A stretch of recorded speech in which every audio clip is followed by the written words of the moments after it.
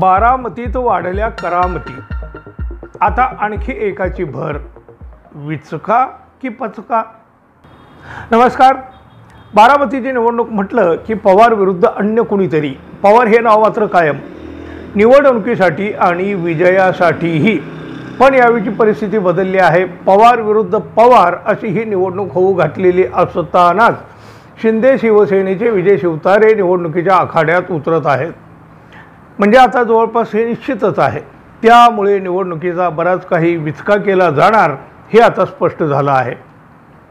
महायुतीत सगळे काही अलबेल नाही हे आत्तापासूनच दिसायला लागलं आहे आणि राजकीय खेळ्या कुरघोड्या आणखी वाढणार आहेत.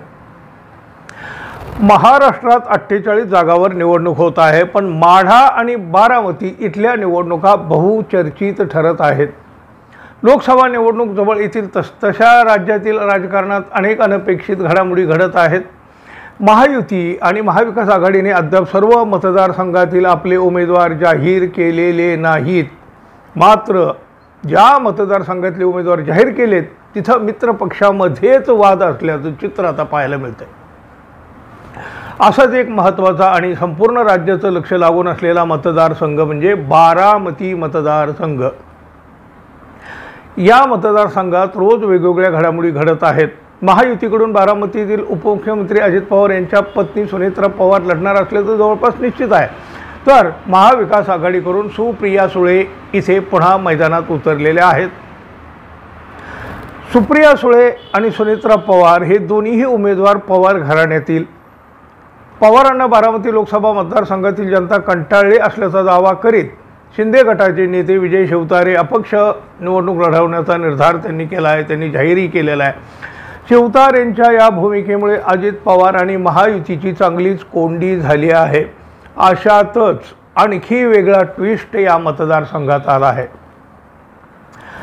ओबीसी समाजाचे नेते तथा ओबीसी बहुजन आघाडी पक्षाचे नेते प्रकाश शेंडगे यांचा पक्ष देखील आता बारामती लोकसभा मतदारसंघात उतरणार आहे.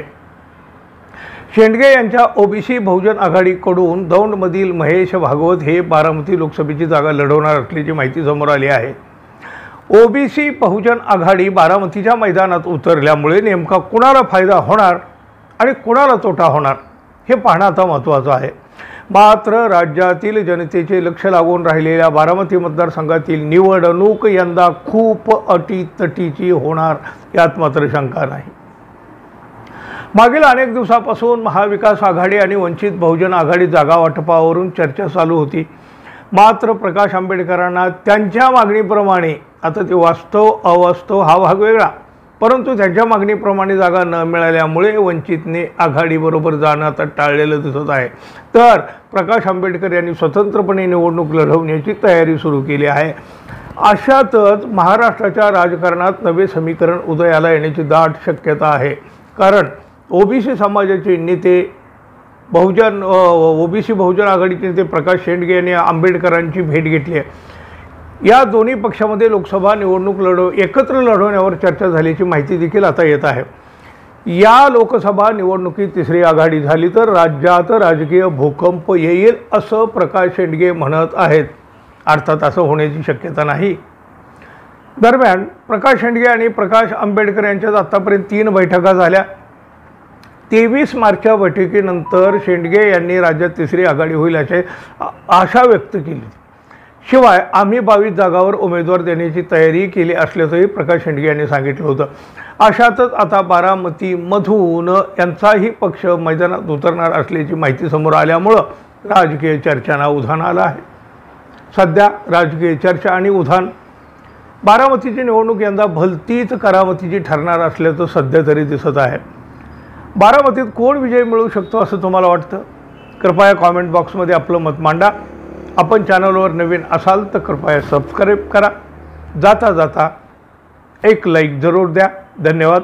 पुन्हा भेटू. तोपर्यंत नमस्कार.